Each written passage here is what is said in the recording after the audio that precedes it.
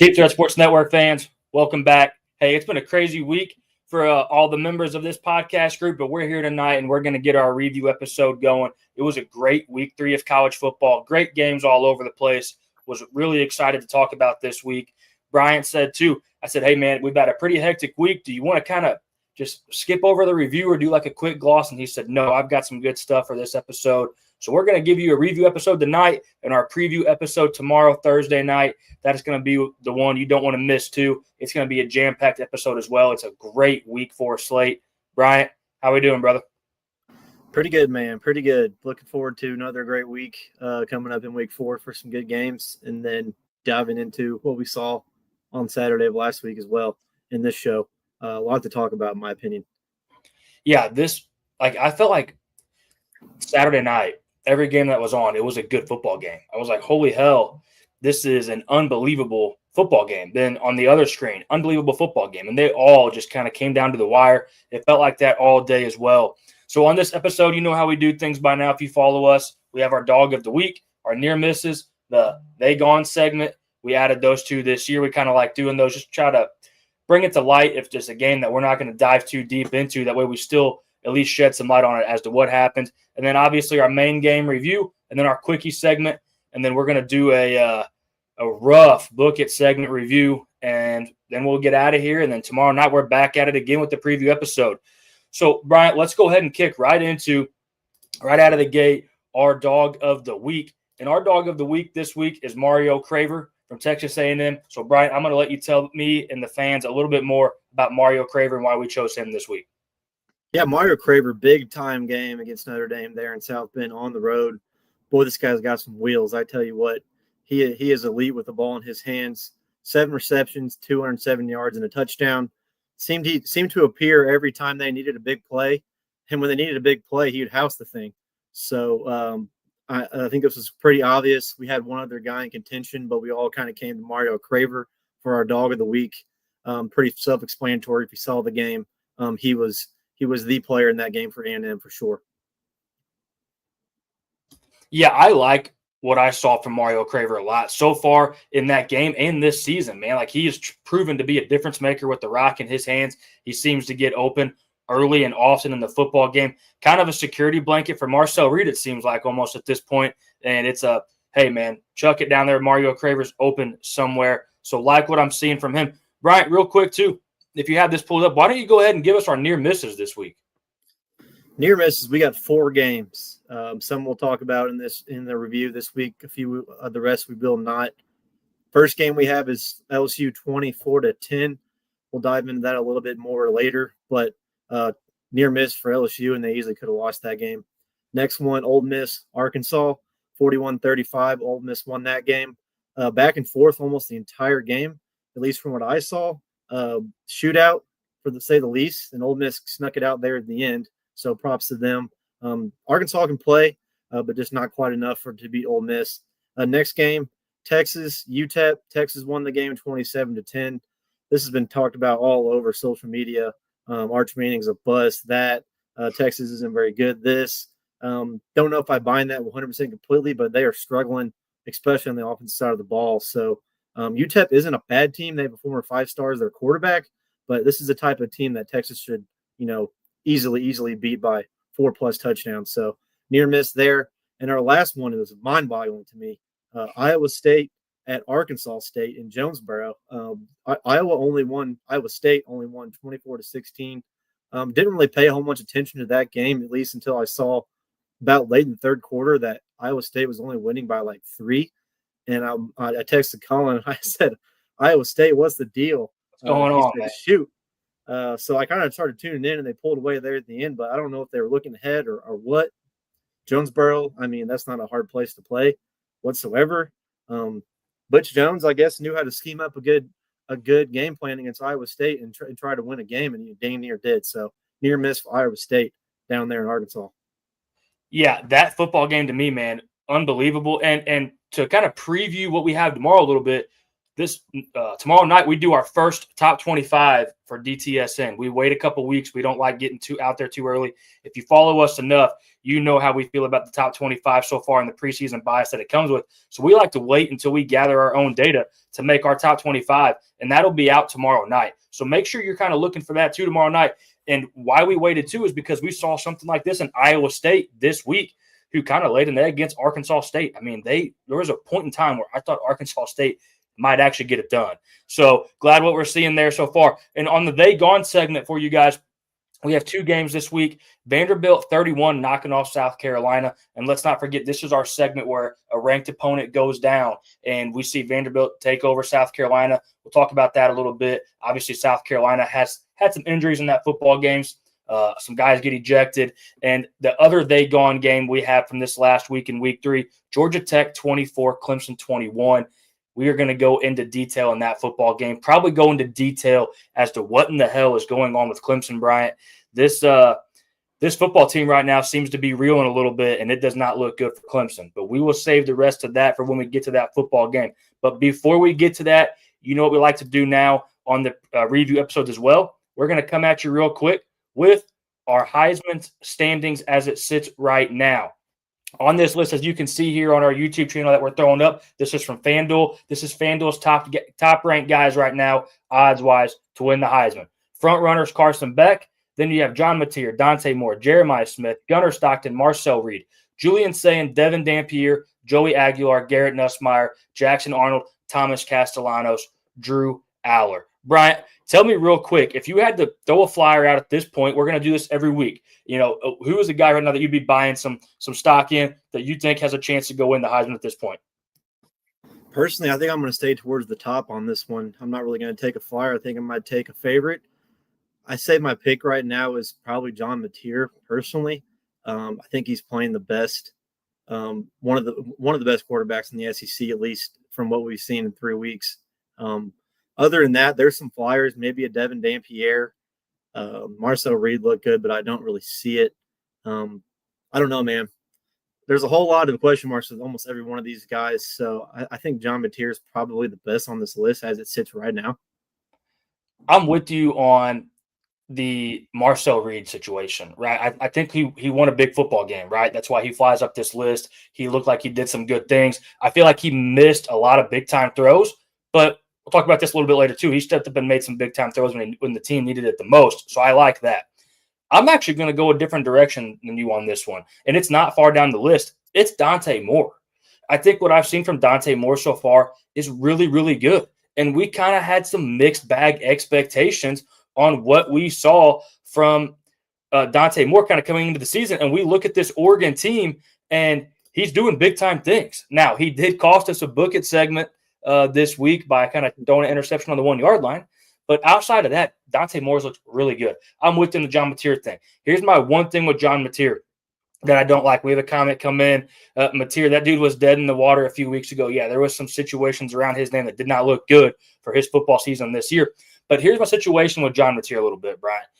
He does some things that are very questionable, right? And I think when you play really good opponents in the SEC week in and week out, I think it might bite him a little bit at some point. He kind of rolls out, chucks the ball up, kind of makes some sketchy throws and sketchy plays where you kind of take a step back and you're like, what is he doing? And then there's some other plays where you're like, good Lord, only John Mateer could have got that done. And so there is some situations that I really like him and some situations that I really don't like him. I also kind of like Devin Dampier here a little bit. Utah looks to be doing really good, and Devin Dampier looks to be doing really good. Also, we can't just skip over Carson Beck. He's playing top-notch football right now for Miami, and if he was looking like this and he was still at Georgia, Georgia would be a stamp right now to be the best team in the country. So I like what I'm seeing from Beck as well. We need to be close. I think Beck is for sure the favorite, and there's a reason why he's at the top of the list in the betting odds. He's playing the most complete football for a team that's highly ranked, at least in my opinion right now. So that makes total sense. Man, he's made some strides from his time at Georgia, I think. So we'll see if this continues and who stays on this list and who slides down and off. Yeah, it looks like Beck's really just enjoying football now again. Like he's kind of unlocked a new him, right? You had to get a new face, and I like what I'm seeing from him. So let's move right there while we're talking about that, right over to FanDuel. Go ahead. What do you got? One thing to add real quick on this, just a side note. Yeah. Man, did UCLA fumble the bag, dude. They had Dante Moore on their team at one point. He's gone. They had Joey Aguilar on their team at one point for a matter of weeks, and he's gone. They're both on this list. Now they have Nico, and their coach is fired. I don't. I'm going to get into the Joey Aguilar, I think, a little bit more later, but I don't think it matters which one they had at quarterback this season. That offensive line and that play calling is atrocious. I texted in our group text, 2 weeks ago, Washington said every UCLA coach should be fired. I think I sent that text like 2 or 3 weeks ago. Every coach in the staff, gone. Get him out. It's horrible to watch. So, yeah, I don't think it matters, but I'm with you. They had some talent, and I still think Nico's got talent, but they had some talent there. You're right, man. They're all gone, and the coaching. It's gone. It's just funny seeing two former quarterbacks that they had or could have had on their team starting be on this list, and they're looking for a coach at 0-3. And they are looking for a coach in week 4. I guess while we're on that topic, UCLA's coach, if you didn't know, Deshaun Foster has been removed from duties. He is no longer the head coach there. And also, we're talking about head coaches getting fired. Brent Pry, that's his name, right? Brian at Virginia Tech. He's been relieved of his duties as well. Saw both those coming from a mile away. Happened earlier than I thought. Actually, I did think it was going to happen, though, and no shock. We'll see which one of those jobs gets filled. I don't think either one of them are high up on a lot of coaches' boards, but I think it's an okay job for somebody to go take. Yeah, one last thing to add on this situation with coaches getting fired, 0-3 teams. I'm seeing a lot of at least traction with players playing this week, and then they're going to redshirt and maintain their eligibility and immediately transfer. So that's going to be interesting to watch because you hardly ever see a coach get fired this early, and this doesn't ever come up. So that's going to be intriguing to watch from this standpoint too. And obviously, both those teams have guys with talent. They're good. Oh, yeah, they're pretty good. Power scenery. Yeah, they just need a facelift and get out and get some fresh water. And now that their head coaches have been fired, they can transfer. So I'm with you. I've heard a lot of that as well. Read a lot of that where they're going to play this week, red shirt, and then bounce. And that's pretty wild. College football in 2025 is a different ball game. I like it. It's become a lot of fun. It's a lot of fun to cover. That's for damn sure. Mm-hmm. So while we're on FanDuel here, let's kick it over and talk about our national championship odds that we have right now. Top of the board, we have Ohio State, then Penn State, Georgia, Texas, Oregon, LSU, Alabama, Miami, Texas A&M, Oklahoma, Notre Dame, Tennessee, Auburn. First thing on my mind right here, right now, Bryant, I chuckle when I see Notre Dame. We're not even sure they're going to make the playoffs at this point. They're 0-2. I think they are a name brand team. So it would be a shock to not see them get into the playoffs. But at 0-2, if you're taking them let me put it this way. If I'm betting Notre Dame, it's because I'm getting them at like plus 8,000 or 9,000 or 10,000 even because they're 0-2 and looking to not make the playoffs right now. But at plus 3,000, there's no way that's good enough for me to go sprinkle money on Notre Dame. Also, Texas, I don't think Texas is going to – spoiler, you may not see Texas in our top 25 tomorrow. They haven't done enough to prove to me right now that they're a top 25 team. Their loss was against Ohio State, but what have they done since then to look like a good football team? I can count right now 25 better football teams that I've watched so far than Texas. So Texas at plus 700, don't like that. Who are you putting your money on this list right now, Bryant? Honestly, I like the odds for Miami a little bit. Plus 1,800 is good. Yes. I'm going to stay up towards the list, maybe a little higher. I like Oregon, possibly Georgia as well. But I think Miami's probably your best bang for your buck, at least on this list right here as it sits. I'm with you on the Miami thing. I'm also something I just keep getting drawn into Oregon. Something with Oregon's drawing me in a little bit. Mm-hmm. I don't love the Penn State. I think Penn State coming in would have been one of the best bets to take to win the national championship. I've watched them play a lot of football games. I'm not really impressed yet. And maybe they're not getting in their bag right now. I'm not showing a lot of things because they're playing some lesser opponents. But has Penn State – let me ask you this. Has Penn State been a good enough football team in previous years and proven themselves enough to not get in their bag this early and try to get things going in the right direction early? I feel like they're a football team for me that loses in big moments, and they've not proven enough to me that they can take this method of football so far. No, I agree. It feels like they needed to open it up and get comfortable with what they have in the playbook in some of these blood donor games personally. So, I think maybe they are kind of holding back and leaning on those two running backs they have a little bit. But we saw last year when they played Ohio State, they couldn't pass, and that was the reason they lost.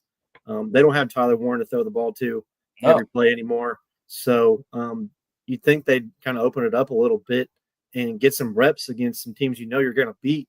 That way you're ready for it. You're not just running it through practice for a big-time game. So I'm with you. I think this isn't a team that can kind of, just skate through the first couple of weeks and then be ready for a big-time opponent.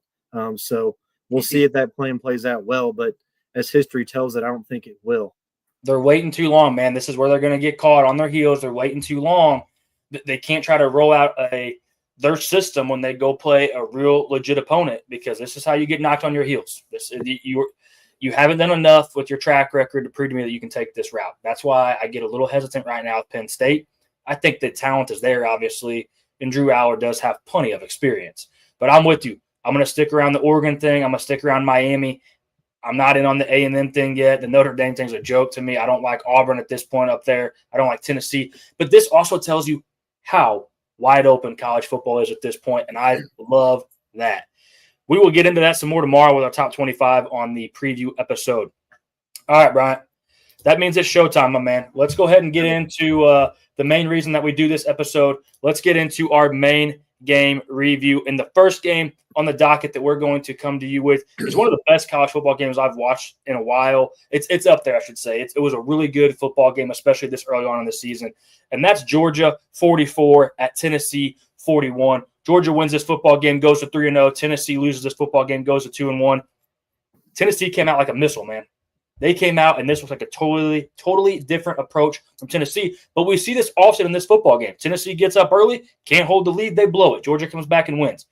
Georgia's that football team. My brother was actually watching this football game, texting me, and he was like, "Hey, man, hope you're not really on Georgia." I think's what he said. Hope you're on the over type situation. Well, this network was on Georgia -3, and as you see here, we get a push because of the overtime situation, and you don't get kick PATs for us to cover. Feel like we got kicked in the nuts on that one a little bit. But here's what comes to mind too, Brian. If you're a Tennessee fan, how gut-wrenching was this one? You go up, 21-6, 21-7, if I recall, and you let Georgia just pound their way back in this football game. What I saw early was Tennessee was very explosive, very reliant on explosive plays. Joey Aguilar, talked about him a second ago. I liked what I saw. I liked that he had, I don't know how to say, he had balls that clanked, dude. He was not afraid to throw that ball up and trust his receivers. And you see Chris Brazzell light it up in this football game. When Georgia settled down on defense and realized that we just have to keep them in front of us and we have to make them take methodical drives down the field and try to run the ball on us and not just chuck it up, and our defensive backs, who in that game looked horrible for Georgia, especially early on, once they settled in, this was a different football game, man. Absolutely. Joey Aguilar is kind of like the old Jameis Winston meme from the NFL days. Just chuck it up. My guy's down there. Hopefully he catches it, and that's what he did. I think both touchdowns, the deep ones to Brazzell, were that literally chuck it up and make a play, and he did. I thought he played rather well even on non-deep, like just chuck it up type passes. He was pretty good over the middle, used his legs a little bit too. But you're right. Georgia kind of settled in there towards the end and just grinded it out. On the Georgia side, I thought Gunnar Stockton proved he can throw the ball. We kind of had that question a little bit. Don't think he's elite, as we've seen from some of the Georgia quarterbacks here in recent memory. But he definitely can run the ball. We know that. And I think he proved he can throw the ball well enough to make this a winning football team. Man, the defenses on both sides of the ball got some question marks. There was no pass rush whatsoever from both sides of the ball, at least except for a few kind of fluky sacks. And both teams I thought were pretty one-dimensional with the pass. Georgia didn't run the ball very well with Nate Frazier. Besides one play with Tennessee, they didn't run the ball very well with Star Thomas either. So I think both these teams have a lot to work on. I think they're both good football teams, and this was one hell of a game. I thought on the Georgia side of the ball on offense, man, Zachariah Branch, that transfer from USC, he's elite with the ball in his hands. That touchdown he had there in the second quarter to make it 21-14, took that kind of bubble screen and just turned on the Jets and ran past everybody. He's probably their best weapon, I feel like, on offense right now. I think you're going to see Georgia start using him more. And then also, I think you're going to see Georgia start using the tight end Oscar Delp a little bit more too, like they used the Bowers in the previous seasons to open up the offense and running game. But pretty good team, pretty good game on both sides of the ball. I thought was a hell of a game to watch, especially there at the late and going into overtime. Speaking of Oscar Delp, we were on him last season early. Talked about him early in our going last year in the 2024 season. We were big fans of Oscar Delp, and I'm with you. I think they start using him more. But what we see from Georgia this year that we didn't see Georgia last year is they can catch the football. They're not taking 35 passing attempts and only getting 22 completions because they have 10 drops. So I like that aspect from Georgia this year. I think that makes them a really good football team. They have a really good run game. I thought Georgia's defense was going to be a little bit better. It wasn't. Their secondary proved to be very vulnerable. Anxious to see how that kind of plays out moving forward. Tennessee was down some starting cornerbacks in this football game. I think that also helped Gunnar Stockton and these receivers get open. But what I liked from Tennessee in that game, though, is I saw those guys step up, and they tried to make big-time plays, and they proved that they can run. We have a comment coming in here from God, Guns, and Ammo. I'm assuming he's a Tennessee fan, or he or she is a Tennessee fan when I read this. It sucked, but we can play with anyone in the country so the fans are happy in the long run. If you're a Tennessee fan and that's your takeaway from this, I don't hate it. I don't disagree with you. That's a very good outlook, very good optimism as a Tennessee fan, because I'm with you. I think when I looked at this football game, I still can't believe Tennessee didn't win. I look at all the stats and all the metrics, and Tennessee 10.03 yards per drop back for Joey Aguilar in this offense. Georgia 8.44 yards per drop back. So Tennessee, obviously, like we said, really reliant on the big play. And I think it just came down to Kirby Smart being Kirby Smart. Trusting the process, knowing that you got to play a full football game. Not just 60 minutes on this one. This one gets to overtime. And let's not forget, though, if Tennessee makes that kick at the end of regulation, we're not having this conversation about Tennessee blowout in this football game. But it's, once again, that monkey on the back. You haven't beat Georgia since 2016 off a Hail Mary. It's just one of them series, man. One of them games where it's just you never know what's going to shake out, but you're pretty confident that Georgia's going to find a way to win. And they did. We saw it. Best throw of the game was Gunnar Stockton there in the fourth quarter on fourth down. What was it, like 4th and 17 from the 20-something? Might have been 4th and goal, but they were way outside of the 10, and he just throws a perfect over-the-shoulder ball in the corner of the end zone to tie the game. So quite the game from him and quite the game overall. I agree with the comment we had come in.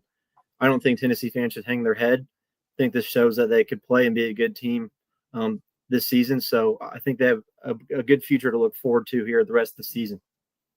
And what's just crazy too, man, is like you look at this, we're throwing some stats up here. Look how many guys got a rush for Georgia. Yeah. Like 8 guys on this list. And that's the one thing for me with Tennessee that I didn't love. You didn't have much of a rushing attack, I didn't feel like. I thought your run game was pretty subpar.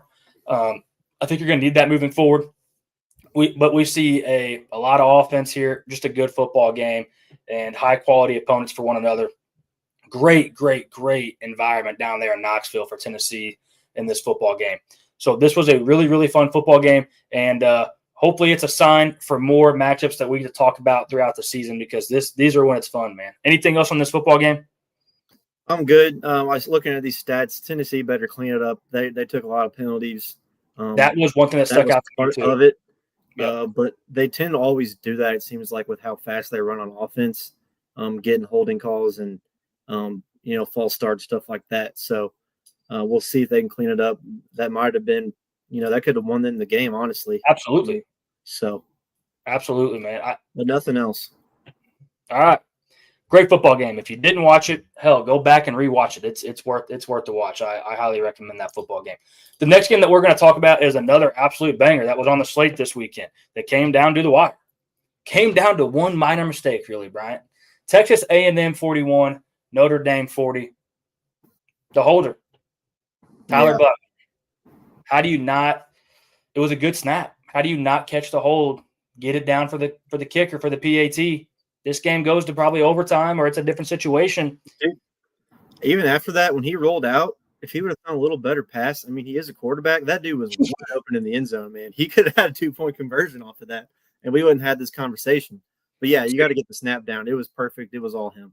To your point, man, he's a quarterback. Like, yeah, He was wide open, like What not do even you? nobody around him. He chucked it like way outside of his reach and over his head. Ah, man, that's so yeah. I hate that for him. I mean, that's not how you want to come back and do this. But Texas A&M 41, Notre Dame 40. A&M goes to 3-0. Notre Dame goes to 0-2. I really did think Notre Dame was going to get this football game. This was kind of a back and forth affair, but I really something just told me Notre Dame was going to win it. I just really thought that was going to happen. And like I said earlier in this episode, when we talked about the Heisman odds, Marcel Reed, he didn't blow me away. He didn't blow me away. I thought there was a lot of misses that were bad misses when it came to throwing the football. I thought there were some big-time plays where he stepped up and made big-time throws when they needed it. So that, to me, proved that in the moment, in the spotlight, he can do it.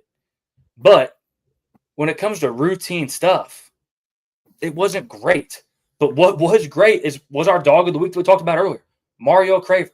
The guy was 7 for 207 and a touchdown. I know we already talked about it, but what we did forget earlier was to let the dog bark. So we're going to let the dogs bark for Mario Craver now because he deserves all of it. What I saw in this football game too, Brian, one big takeaway for me is anybody that has money on Jeremiah Love on winning the Heisman or the Doak Walker, Let's go. Jadarian Price is getting a lot of those looks, and that's really throwing a wrench in that bet that you made. So their rushing attack, obviously a two-headed monster at this point, in my opinion. CJ Carr, didn't love what I saw from him either. Thought the quarterback play was average at best. What do you got? I mean, Jeremiah Love still got almost double the touches, but it seems like Darian Price gets the good ones, like, red zone type stuff, and he seems to make a play every time he gets the ball in his hands. So, yeah, this is going to be a committee approach, and Notre Dame's going to have to lean on that, and they're going to have to win out. Personally, I think their playoff hopes are probably slim to gone, but we'll see. They're still ranked somehow at 0-2. Well, while you're talking about that part, let's ask it like this. If Notre Dame loses the first 2 games of the season, how do we trust them at some point to not lose a game the rest of the season? Like, how are we confident they're going to go 10-2? I know their schedule is not the best or not the hardest, and I think their hardest game probably left is USC, if I recall correctly. I don't have it right here in front of me. But how are we confident that they're not going to drop one along the way again? No, I agree. It's on the table. They got to go to Fayetteville too against Arkansas. That's not as easy as a win as it was before the season started. So I agree with you. There's a chance they could drop one, and we're never having this conversation again. But I think they're a good enough team that they could run the table and be in that conversation. But being 0-2 to start definitely does not help the cause. So we'll see more on that coming on down later on the road. But back to this game, I thought Notre Dame's defense and special teams started off hot. They went ahead early, and they just faded so hard. Couldn't stop the big play from Mario Craver and KJ Concepcion for that matter either. So Marcel Reed, I agree with you, was very consistent, but it seemed like when he made a big play, he made it. That 4th down throw there to tie the game, take the lead at the end was impressive. A&M still has a lot to work on the defensive side of the ball. They are still Swiss cheese, especially against the run. That's why we saw Price and Love have a good game. But, man, I agree with you. I thought Notre Dame was going to win this game, especially when Love punched it in there with about 2 minutes left to go. The crowd was back in. They were hyped. And then A&M just went right down the field after a big play on 2nd down there on their first few snaps of that last drive. And they did what they had to do to win the game. So, big-time wide receiver talent on this A&M team. They may have the best duo in the SEC, I think, at least up to this point. So I'm excited to see what they do coming up. But this was another fun game to watch, another tight ball game that could have definitely went either way in the end. Speaking of the receivers, Brian, Terry Bussey, who's the number 3, if I recall correctly, was a 5-star athlete coming out of high school two years ago in the recruiting class. So loads of talent. Everybody's heard me talk about KC Concepcion even when he was back at NC State. Love what this guy brings to the table. And if he's your number 2, you've got some talent. And at that point, that receiving core can make most quarterbacks look really damn good. 2 of my biggest takeaways from this football game.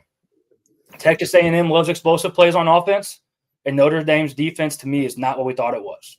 I thought their secondary looked pretty vulnerable. I thought their defense as a whole looked pretty vulnerable. And it's not – maybe that's because it's not what we're used to from Notre Dame football in previous seasons. They were really reliant on that defense, and they would go score enough points to win football games. Well, this football game right here, if I told you that Notre Dame scores 40, you're probably going to tell me that they won this football game if you didn't know the other side or the other score. If you tell me Notre Dame scores 40 points, you feel pretty damn good about Notre Dame football winning football games. And that did not happen. No. I'm going to shout out one more player in this game. Le'Veon Moss finally got going in this game for Texas A&M. We were high on him coming into the season, had 3 touchdowns on the ground. Finally looked like that bell cow type player that he needs to be for this team. So that's another good check mark for A&M moving on the rest of the season, is to get him going and keep him going, because they're going to need him. I don't think Marcel Reed's going to completely carry this team like he may have a little bit in this game with making those big-time throws. But it was nice to see him get going finally. Yeah, I had that down here as well. 3 touchdowns for Le'Veon Moss, man. That's good. We got the player stats pulled up for you right here. As you can see, you get 20 carries, 81 yards, 4.1 average, 3 touchdowns. That's big-time stuff. They need him to get going to be successful down the stretch. It just came down to Notre Dame not getting off the field when they needed to down the stretch. And this was a big-time play. I have down here as 4th down when A&M got the touchdown. The drive was extended by a holding call on Notre Dame's secondary. So this game really could have went Notre Dame's way. They just kind of let it go away. And that's what happens when you play good football teams, man. The good football teams hang around. They just keep hanging around and hanging around and hanging around. And the better team usually finds a way to win it.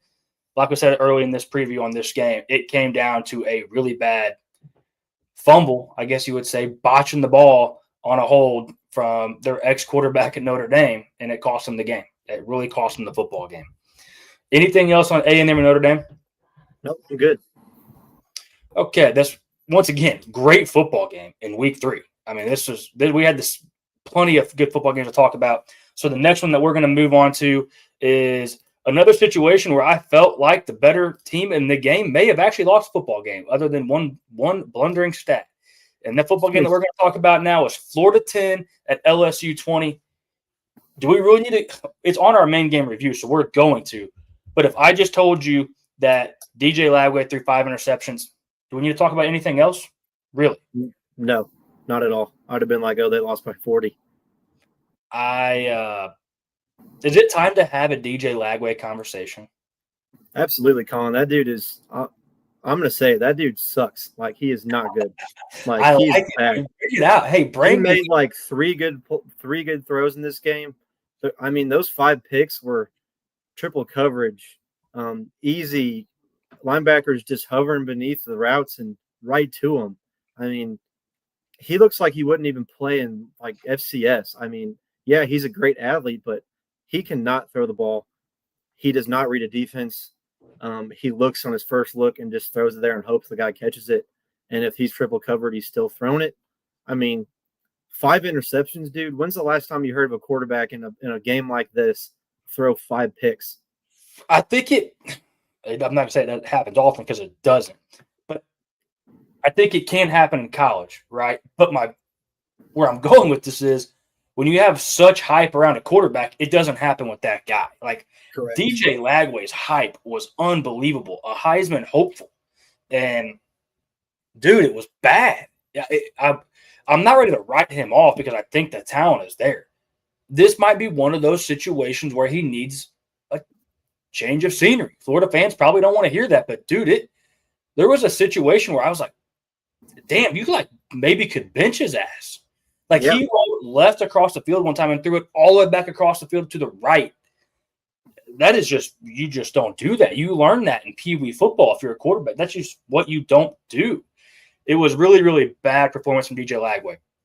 To not put it all on him, we thought the Florida offensive line this season was going to be really, really good. It's not. It is not really, really good right now. And what's crazy about all of this, Bryant, is LSU's best defensive player, a guy that I talk about, I feel like every weeks gets ejected like the first drive of the football game for a targeting. Also, while I'm on that topic, can we do away with the ejections for targeting? You don't need to be – if you get 2 in a game, fine, ejected. But get the 15 yards and move on. The ejection is wild to me. I've always thought that. I hate that. I agree with the ejection. I think it should be a flagrant 1, flagrant 2 type thing, almost in basketball, or at least a warning then ejected. But On that was 1,000% targeting. I mean, he literally speared him right in the head. I mean, he was literally running at him like this and drilled him. So that was the right call, but I agree. I think there needs to be some leeway as far as, okay, we'll give you 15 yards, but if you do it again, you're gone. I think we've talked about that in the offseason and last year as well, that they needed to kind of what's the word I'm looking for? Rewrite that rule a little bit to give it like I said in basketball, like a flagrant 1, flagrant 2 type thing. If it's blatant obvious, and I mean, like he's sliding, you drill him, you're gone. Yeah. But I think there needs to be some sort of leeway. But that was the right call. And still, Whit Weeks is gone, and LSU's defense didn't really take a step back. But Florida helped. Their defense is good, man. Their defense is actually Blake Baker did it. He got it going. He's got the pieces in the right situation.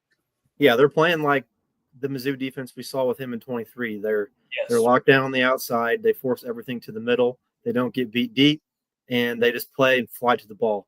And they get big time sacks when they need them. So, yeah, this defense is electric.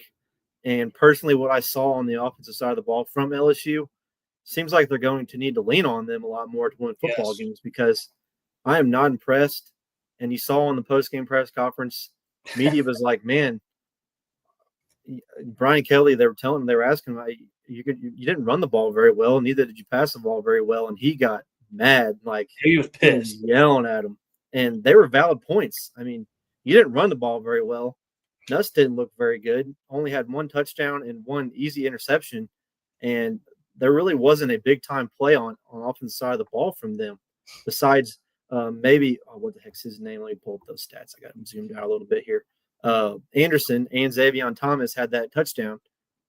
Other than that, I mean, it was a pretty pedestrian game and nothing to write home about on the offensive side of the ball for them. And it kept Florida in the game. If Florida did not have 5 picks, this is a different story. Well, you know what cracks me about the Brian Kelly post-game press conference, call it what you want, as well. What cracks me up is he really leaned on the fact that, we played Florida. We played an SEC school. What did you want us to do? This is a really good opponent. Really good defense, blah, blah, blah. Dude, your offense has been stale all season, and you didn't play SEC opponents. So, I mean, I know they played Clemson, but Clemson looks to not be that good as it sits right now. And so I don't know. I don't think the LSU offense looks great. I don't think either one of these teams had a run game.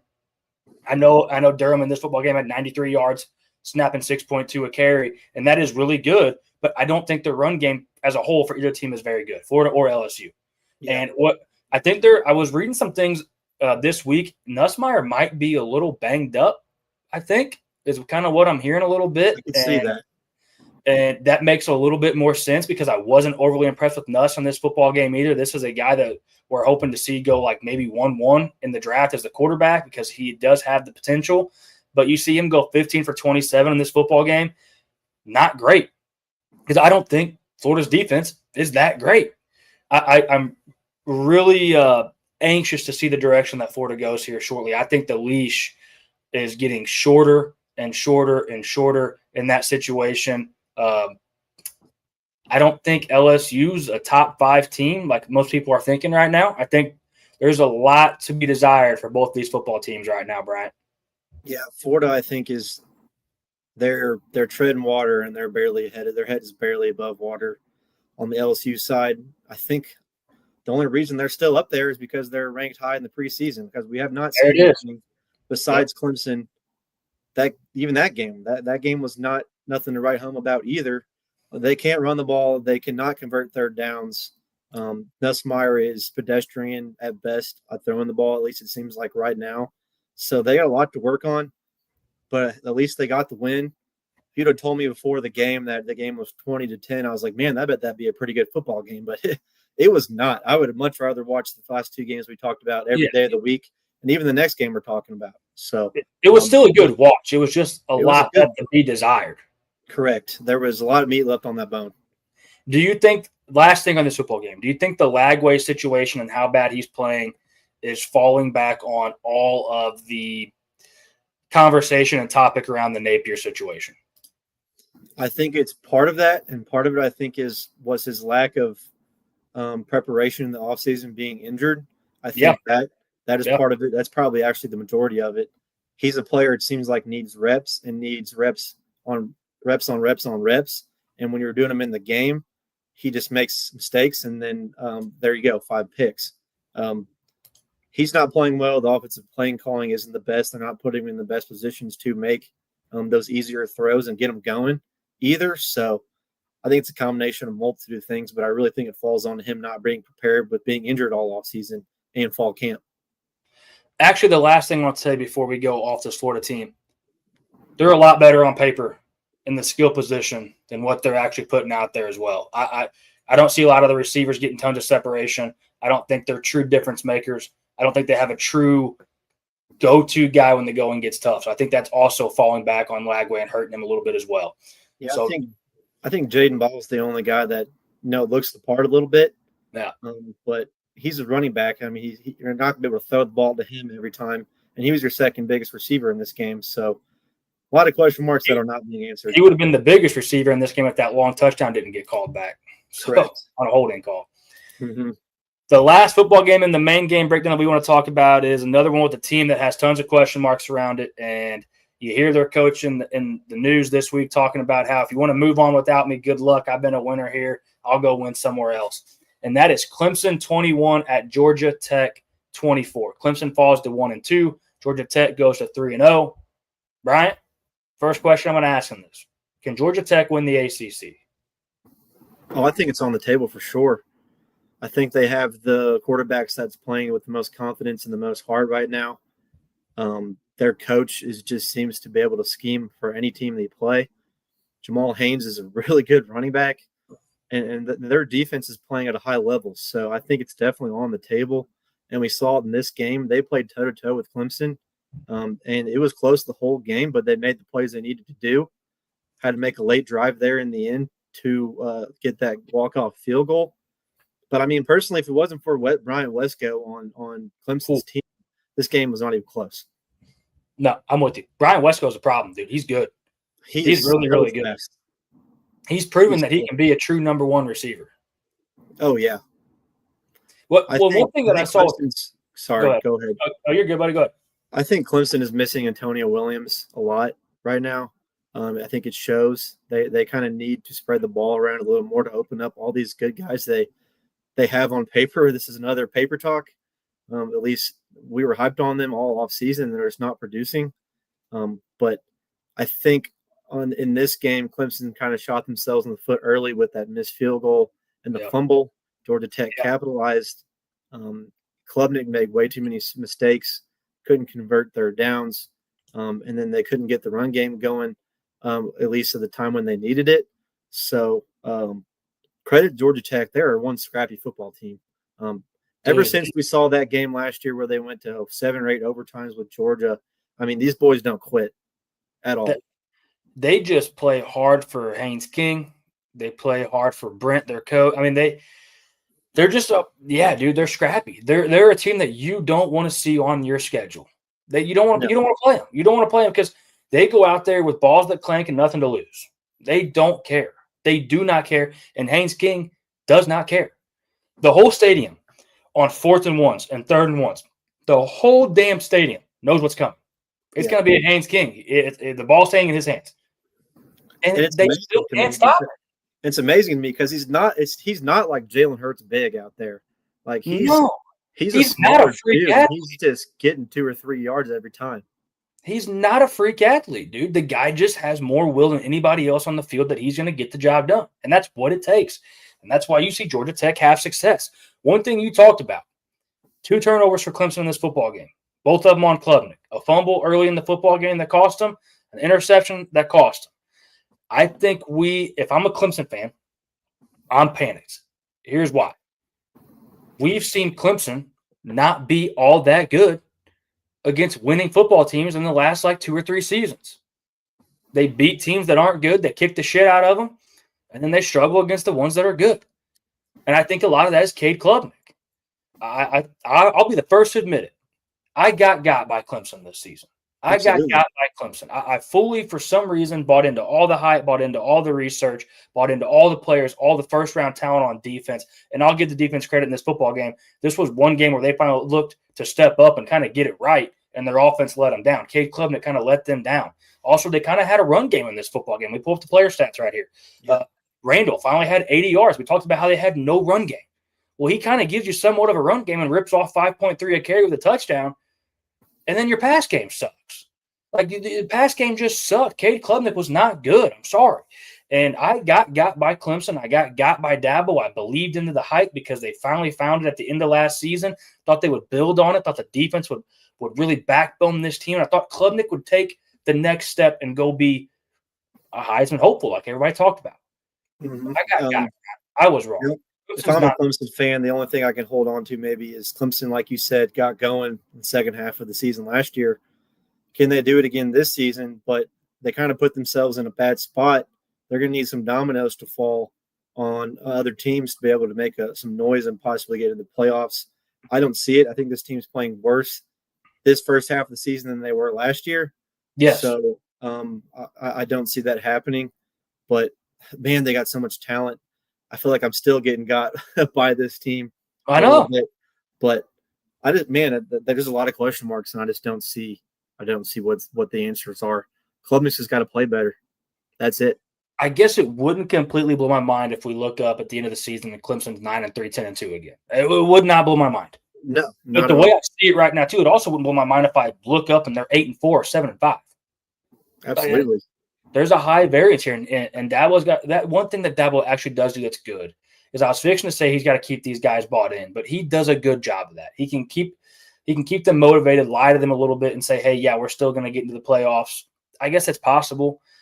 It doesn't look good for you right now. There's no quit watch for Clemson whatsoever.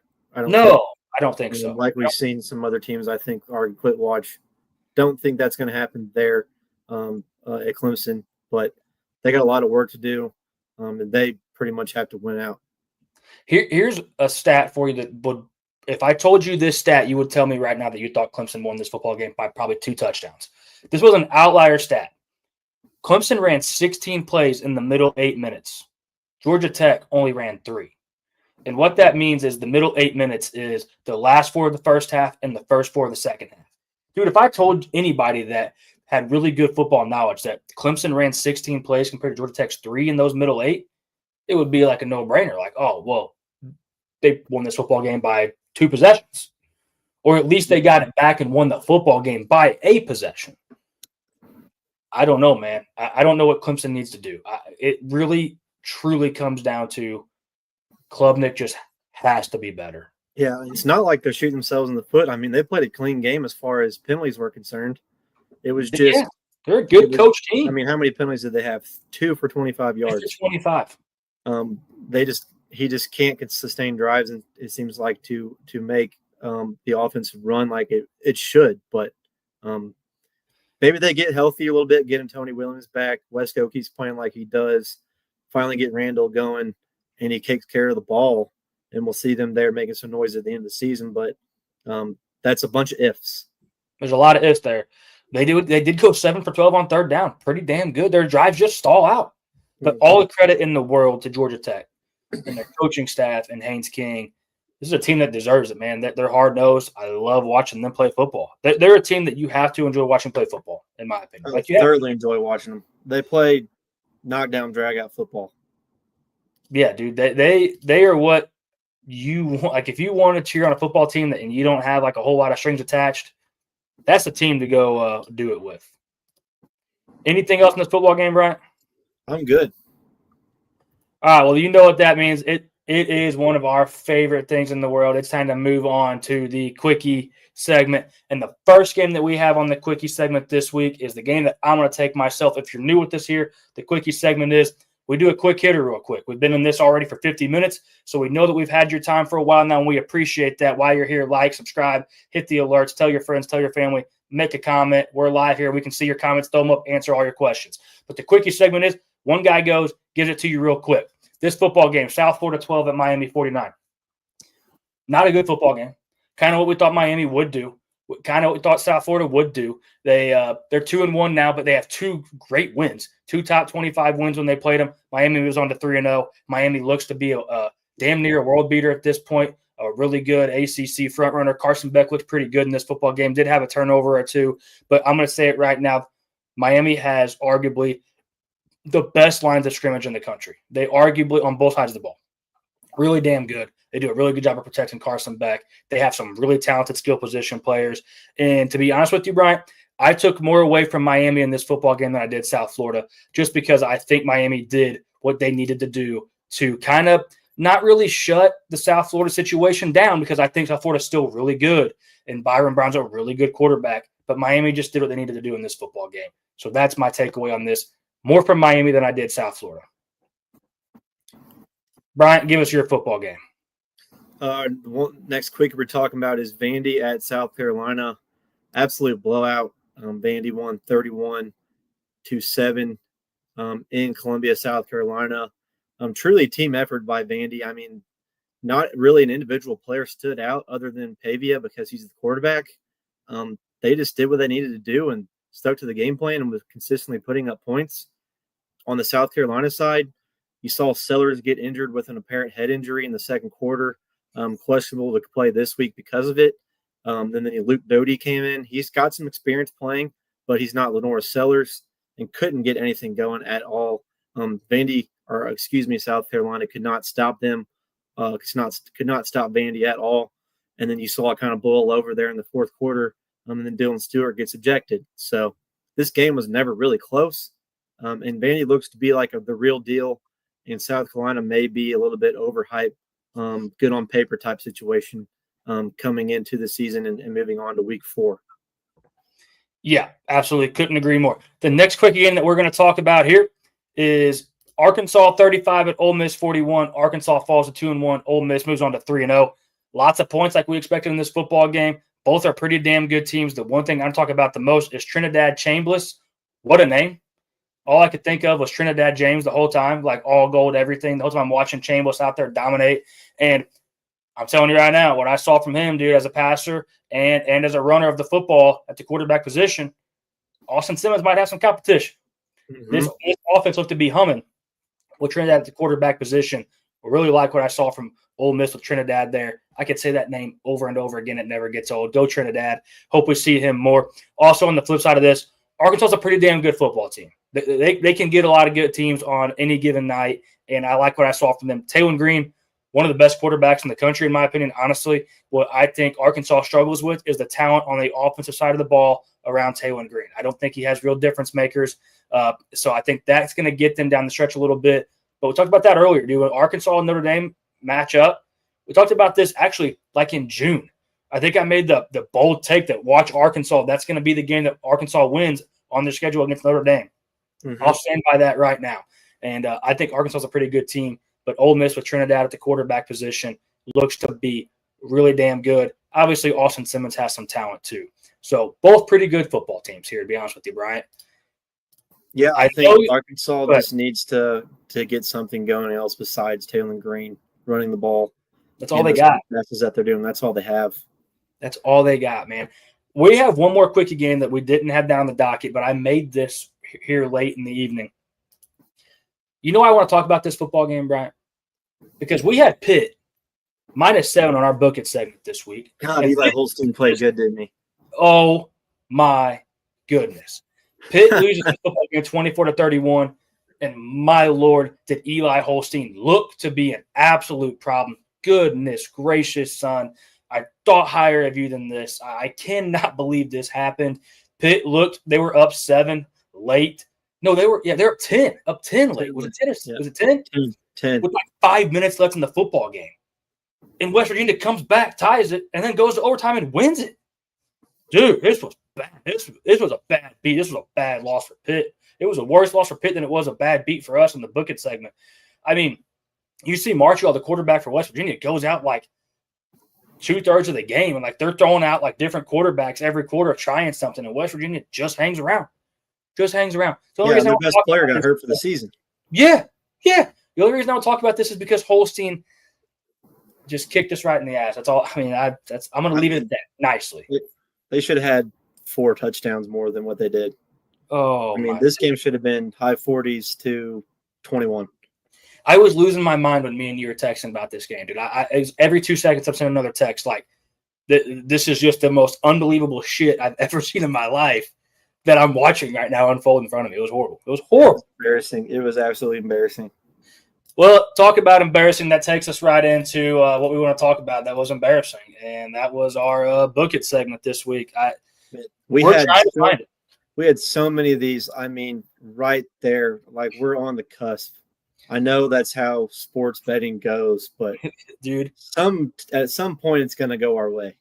I mean, there was really only one thing on here that was never. I mean, all of them.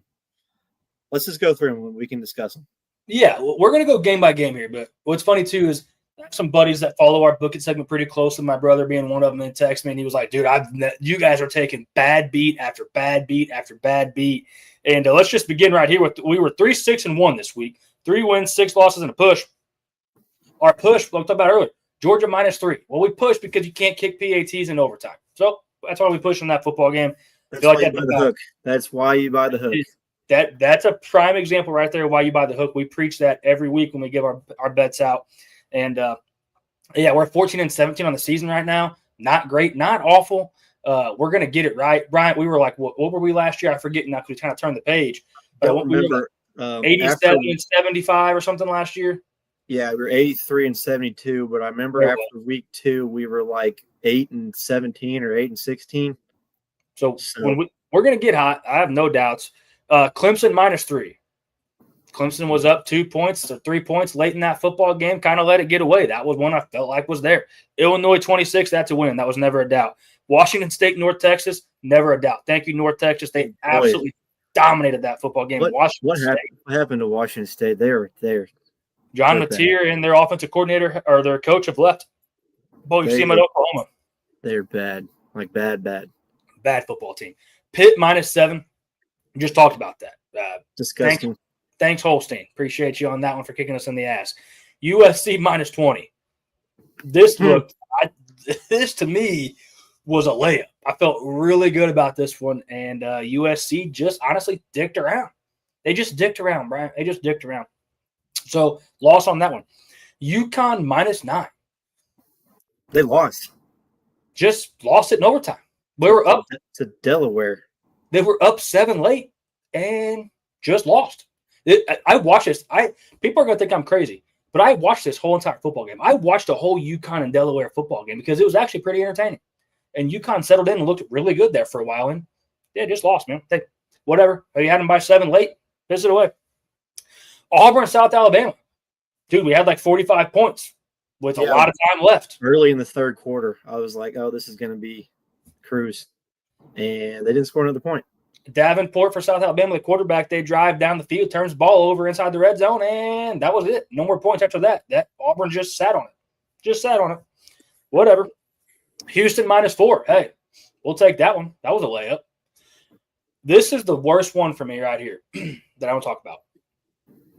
Actually, what was the game on Thursday night when we were doing our show? I put out a spread over.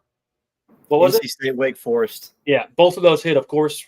Of course they did. That would have helped us out. That would have got us to 5-6, whatever. We won't cheat. We'll stay true to our colors. We didn't get it out in time. Both of those. I had a buddy text and said, hey, those look really good. Yeah, we could have used them. We're on life support right now. But Oregon team total over 37, Brian.